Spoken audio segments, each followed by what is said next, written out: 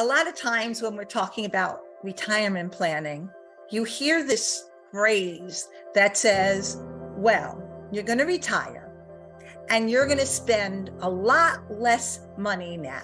Your kids are grown up, they're out of the house, and life is going to be much less expensive. And when I retire my people, I say, how much are you spending now?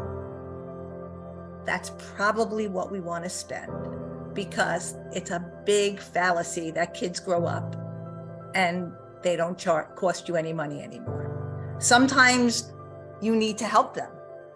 Sometimes you just want to help them. I'm a grandmother. My kids do fine. I spend more money on my grandchildren than I can possibly admit to because I want to. I love it. I enjoy it. It's part of my budget. I make sure it's part of my budget. My clients need to have a life. So while they're working, they commute to work, they have a life.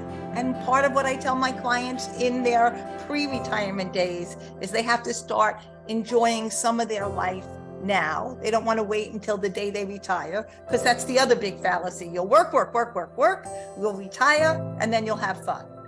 So those are the two fallacies. No, you have to lead up to retirement by having some of your fun pre-retirement. You don't want to just spend all your time working and saving. You want to have a balance. And then when you retire, you want to really have those go-go years. And you want to make sure you're planning trips, you're seeing the kids, you're doing everything you want. So the goal is not to spend less in retirement. If anything, the goal might be to spend more. So you want to get that plan moving, and you want to figure out where you are, and you want to make sure you have a great retirement.